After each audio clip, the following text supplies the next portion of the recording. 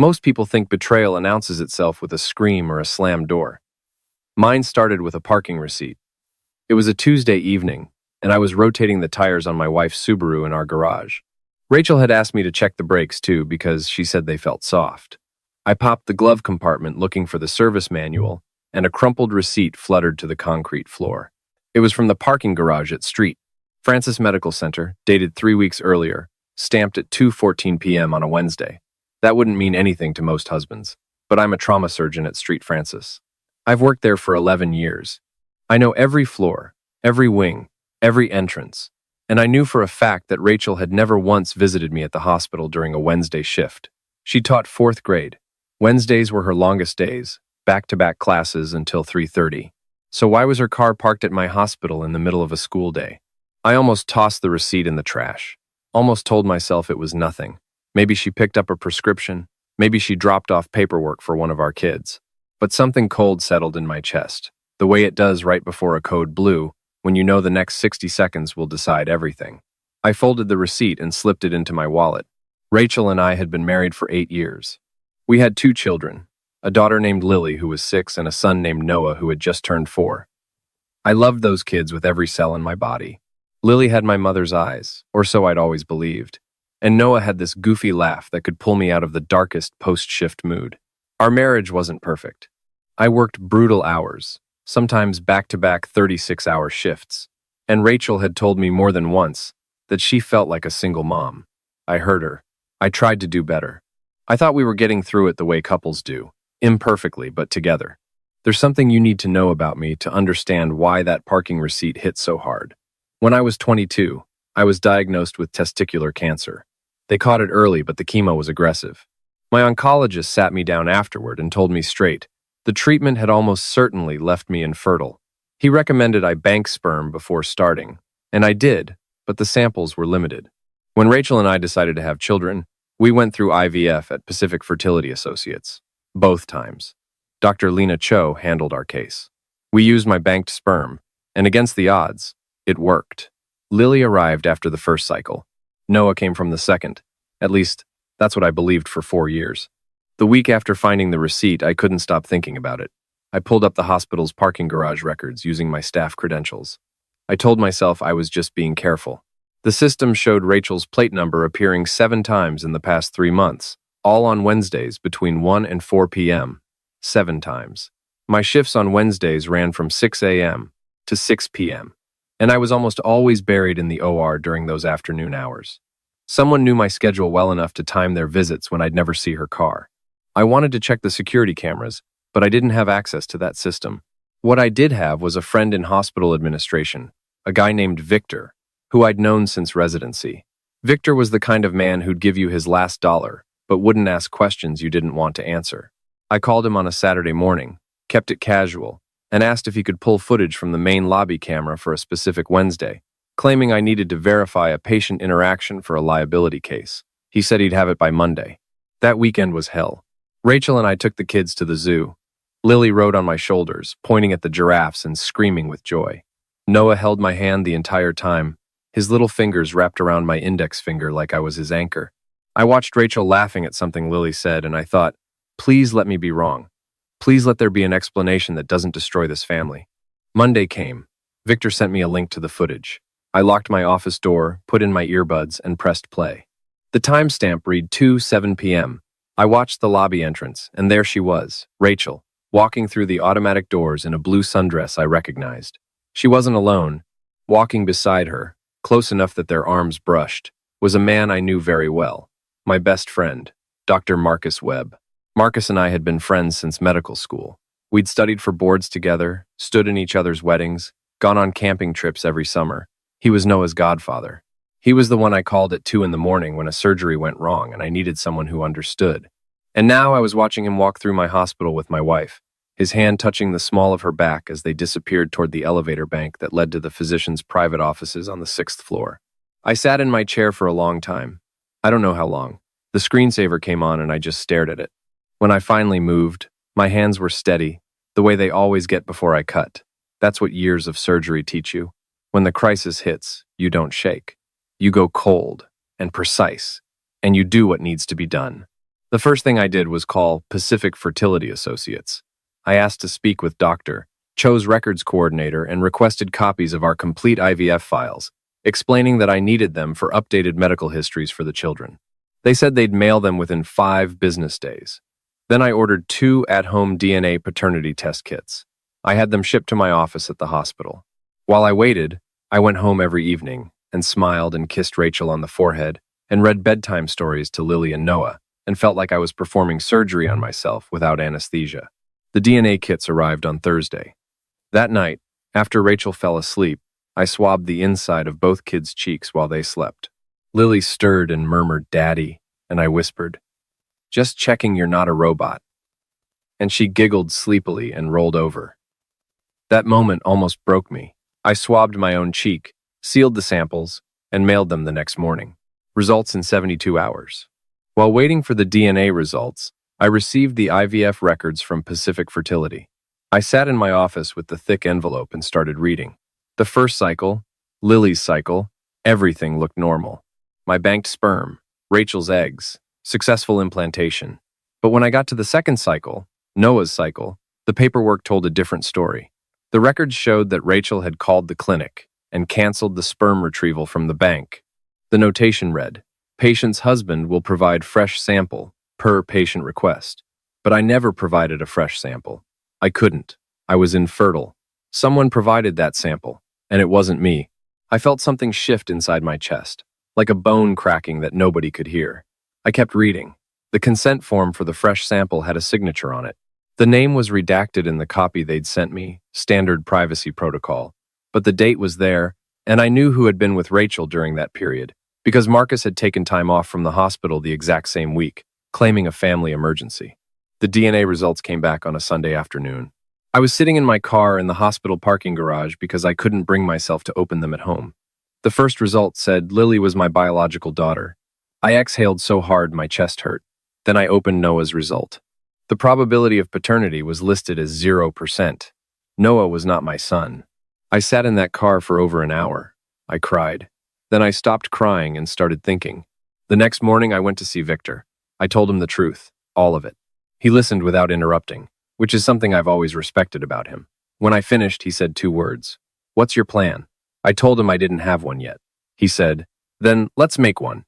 And step 1 is you need a lawyer before you do anything stupid."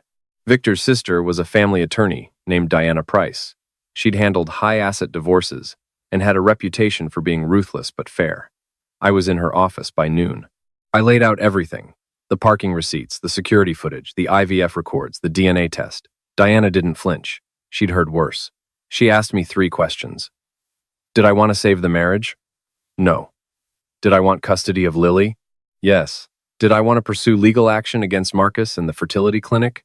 I want every option on the table, I said.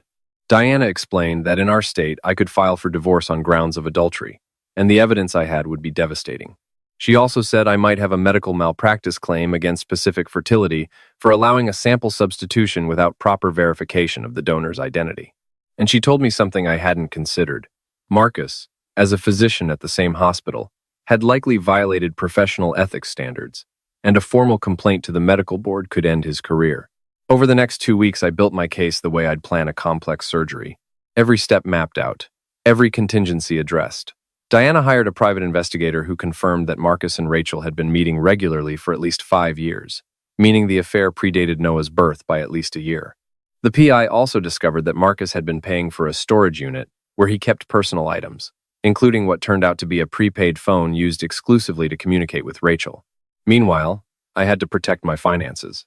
I owned a 20% share in a surgical practice with 3 other physicians. Diana worked with my financial advisor to restructure my personal assets, moving liquid funds into the practice and into a trust for Lily. She helped me refinance the house, which was in both our names, in a way that would minimize Rachel's claim. Everything was legal, everything was documented, and everything was done before Rachel had any idea what was coming. I also did something that wasn't part of Diana's plan. I went to see Marcus's wife, Karen. She was a pediatric nurse, a kind woman who'd become close friends with Rachel over the years. The 4 of us used to have dinner together every other Friday. Karen opened the door and smiled when she saw me. She offered me coffee. I sat at her kitchen table, and I told her everything. I showed her the parking receipts, described the security footage, and handed her a printed copy of Noah's DNA results. I watched her face change. It was like watching someone fall from a great height in slow motion. She didn't scream. She didn't cry. Not right away. She just got very quiet and said, "How long?" When I told her at least 5 years, she closed her eyes and whispered, "I knew something was wrong." I kept telling myself I was being paranoid. Karen told me she wanted to handle Marcus herself before I filed anything. I agreed to give her 48 hours. What she did with that time was her business. But I later learned she locked Marcus out of their joint accounts, contacted her own divorce attorney, and moved her personal belongings to her mother's house, all within a single day. Karen was efficient. On a Monday morning at 8 a.m., Diana filed the divorce petition. At 8:15, she filed a formal complaint against Marcus with the state medical board. At 8:30, she sent a demand letter to Pacific Fertility Associates. And at 9, process servers delivered papers to Rachel at her school, to Marcus at the hospital, and to the clinic's registered agent simultaneously. I sat in Diana's office watching the clock, drinking black coffee, feeling nothing. Rachel called 11 minutes later. She was sobbing. I let it go to voicemail. Marcus called 4 minutes after that. I let that go to voicemail too. My mother called an hour later, furious, asking me what I was doing to my family. I answered that one. "Mom, Noah isn't my son. Marcus is his biological father." Rachel and Marcus have been having an affair for at least 5 years, possibly since before we got married. I have DNA proof and medical records. Silence. Then, that can't be true. It is. I've confirmed it through 3 separate sources. Another silence, longer this time.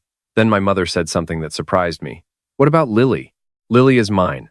I'm filing for full custody." "And Noah?" That question sat between us like a stone. "Noah is Marcus's son," I said, "biologically and legally, once the birth certificate is corrected." "Derek, that boy calls you daddy. He doesn't know any different. He's 4 years old." "I know how old he is, Mom." "Then you know he'll be destroyed by this." I didn't answer because she was right, and I hated her for saying it out loud. That evening, I went home. Rachel was sitting at the kitchen table with red eyes and a pile of crumpled tissues. The kids were at her sister's. She looked up at me and said, "Please let me explain." "There's nothing to explain. The records and the DNA say everything." "It's not what you think, Derek. Marcus and it started during your 2nd year of fellowship. You were never home. I was alone with Lily every single night, and Marcus was there when you weren't. It wasn't planned. You canceled my sperm retrieval and had him provide the sample instead. That was planned. That was calculated. You looked me in the eye when Noah was born and let me believe he was mine. For 4 years, Rachel. Every time I held that boy, every time he called me daddy, you knew." She broke down completely. I stood there and watched, and I felt something that scared me. Not rage, not sadness, just a vast, empty nothing. "What about the kids?" she whispered. "What happens to them?" "I'm filing for full custody of Lily. She's my daughter, Noah." I paused. This was the part I'd rehearsed 100 times, and it still tasted like ash. Noah should be with his biological father. That's Marcus. Marcus doesn't want kids. He told me that from the beginning. That's why we used the clinic, so there'd be no official connection to him. The clinical precision of her deception hit me fresh. They hadn't just had an affair. They'd engineered a child and hidden the evidence inside the very medical system designed to help us. Marcus had fathered Noah under the cover of a fertility procedure, and Rachel had manipulated the paperwork to make sure I'd never question it. "That's not my problem anymore," I said. "I'll be staying at a hotel until the court date. My attorney will handle everything from here." I packed a bag and drove to a Holiday Inn off the highway. I sat on the bed and called Victor, who talked me through 2 hours of circular grief until I was too exhausted to keep going. Then I lay in the dark, staring at the ceiling, thinking about Noah's face. The way he always ran to the door when I came home from a shift, shouting, "Daddy! Daddy!" with his arms up, waiting to be lifted. The next 6 weeks were a controlled demolition. Diana was surgical in her approach. The fertility clinic, terrified of the malpractice exposure, settled quickly and quietly for a substantial sum. They also fired the records coordinator who had processed the sample substitution without proper identity verification. Marcus received a formal reprimand from the medical board and was placed under review, which effectively grounded his surgical privileges. He resigned from Street Francis 2 weeks later. Karen filed for divorce the same day. Rachel fought for the house and half of everything. but my financial restructuring held up under scrutiny. The prenuptial agreement we'd signed, which she'd complained about at the time but ultimately accepted, protected the surgical practice. The judge, after reviewing the evidence of adultery and the IVF fraud, awarded me primary custody of Lily and a favorable division of assets. Rachel was granted supervised visitation with Lily and full custody of Noah, whose birth certificate was amended to list Marcus as the biological father. The hardest day wasn't the divorce hearing or the deposition or any of the legal proceedings. The hardest day was when I went back to the house to pick up Lily's things, and Noah was there. He ran to me, the way he always did, arms up, shouting, and I picked him up. I held him. He smelled like peanut butter and grass, and he wrapped his arms around my neck and said, "Daddy, where did you go? I missed you so much." I carried him to the couch and sat with him on my lap, and I told him that Daddy had to go away for a while, but that he was going to be okay. He asked me when I was coming back, and I said I didn't know. He started crying, not loud, but that quiet kind of crying that children do when they don't understand what's happening, but can feel that something terrible is unfolding. Lily came downstairs and sat next to us, serious and silent. She was only 6, but she understood more than Noah did. She put her hand on my arm and said, "It's okay, Daddy. I'll take care of him." I had to leave the room because I couldn't let them see me fall apart. In the months that followed, I settled into a new rhythm. I rented an apartment near the hospital. Lily stayed with me 3 weeks out of 4. I enrolled her in a new school, found a babysitter I trusted for my shift days, and tried to be the father she needed. Some nights, after she fell asleep, I'd sit on my balcony and think about Noah. Rachel sent me photos sometimes, unbidden, of Noah at the playground or eating cereal or drawing with crayons. I told her to stop. She didn't. Marcus moved to another state. I heard through the grapevine that he and Karen's divorce was finalized and that he'd taken a position at a smaller hospital. Whether he stepped up for Noah, I don't know. I doubt it. Rachel had told me he never wanted children, and a man who conducts a 5-year affair and secretly fathers a child he never intends to claim isn't the kind of man who suddenly becomes a devoted father. Victor checked on me regularly, sometimes showing up at my apartment with takeout and a 6-pack. He never pushed me to talk about things I wasn't ready to discuss. One evening, about 4 months after the divorce, he asked me the question I'd been avoiding. "Have you thought about Noah?" Every day. And I don't know, Victor. He's not my son. Every rational part of my brain tells me that. But I raised him for 4 years. I taught him to ride a tricycle. I was there when he had his first nightmare and came running into our bedroom. Those things don't stop being real just because the DNA doesn't match. I knew he was right. I also knew that every time I looked at Noah, I'd see Marcus. I'd see the lie. I'd see every Wednesday afternoon they spent together at my hospital while I was in the operating room, saving strangers' lives. "Maybe someday," I said. "Not yet." Victor nodded and changed the subject. "It's been 8 months now since the divorce was finalized. Lily is thriving. She's reading chapter books, she's made friends at her new school, and she tells me I make the best scrambled eggs in the world, which is a lie, but I'll take it. I've started seeing a therapist, something I should have done years ago, and I'm slowly dismantling the wall I built between myself and everything that hurts. Last week, Rachel called me. She said Noah had been asking for me. He drew a picture at preschool of his family, and he put me in it. He drew a stick figure with a white coat and wrote "Daddy" in crooked letters above it. She sent me the picture. I stared at it for a long time. I haven't called her back yet, but I kept the picture. I put it in my desk drawer, under a stack of medical journals, where I can take it out when I'm ready to look at it again. I don't know what happens next. I don't know if I'll ever be able to separate the boy I love from the betrayal he represents. But I know this. Whatever I decide, it'll be on my terms, not Rachel's, not Marcus's, not anyone else's.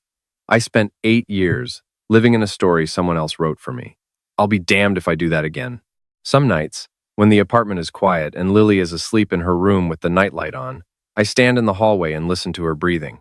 And I think about how strange it is that the worst thing that ever happened to me also gave me the clearest thing I've ever had, a daughter who is mine, completely and undeniably, who looks at me like I'm the whole world. Maybe that's not a happy ending. Maybe it's just a beginning. But after everything I've been through, a beginning is more than enough.